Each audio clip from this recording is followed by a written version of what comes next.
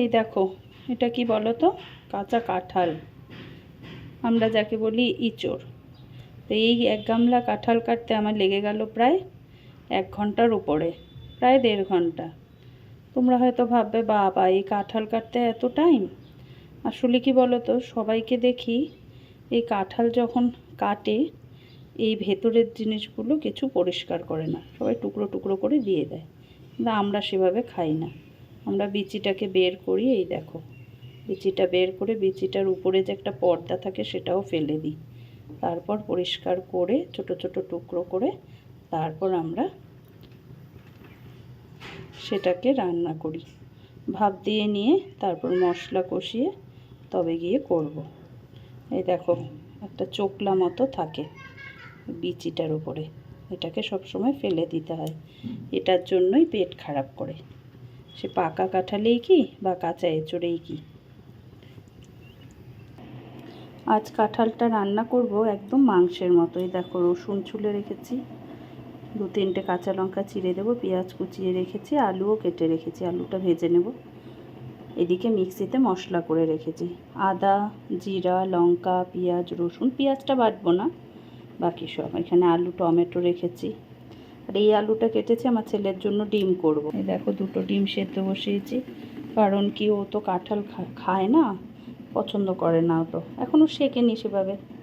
আর এখানে বেগুন কেটে রেখেছি, এটা নিম বেগুন ভাজবো। আজ আবার আমার বরের ইচ্ছা হচ্ছে চর্বি দিয়ে, মোবাইলে দেখেছে ফেসবুকে অনেকে রান্না করে খায়, তাই চর্বি দিয়ে কাঁঠালের তরকারি দেখি করে কেমন হয়। এই দেখো, ভাপ দিয়ে জলটা ঝরিয়ে এনে রেখেছি। আর এদিকে আলুটা ভাজতে বসিয়ে দিয়েছি, এর মধ্যে এখন দিয়ে দিব পেঁয়াজ। তারপরে কাঁঠালটাকে দিয়ে একটু সাঁতলিয়ে নেব, তারপর মশলা দেব। পেঁয়াজটা হালকা ব্রাউন কালার ধরে গিয়েছে, এখন কাঁঠালটা দিয়ে দিই। এবারে কাঁঠালটা দিয়ে হলুদ দিয়ে একটু লবণ, সামান্য লবণ দিয়েছি, কারণ মশলা দিলে পরে দেব। এবার একটুখানি কষিয়ে নেব। অনেকে মশলাটা আগে দেয়, কাঁঠালটা পরে দেয়, কিন্তু আমি সেটা করি না। আমি কাঁঠালটা দিয়ে একটু নেড়ে চেড়ে সামান্য একটু কষিয়ে নিয়ে তারপরে মশলাটা দেবো। এদিকে দেখো, আমার ছেলের ডিমের ঝোলের মশলাও রেডি হয়ে গেছে, এখন জল দিয়ে দেব। দেখো, মশলাটা দিয়ে দিয়েছি, এবার এটাকে ভালো করে কষাবো। মোটামুটি কষে গেছে, এবার কিন্তু চর্বিগুলো দেব।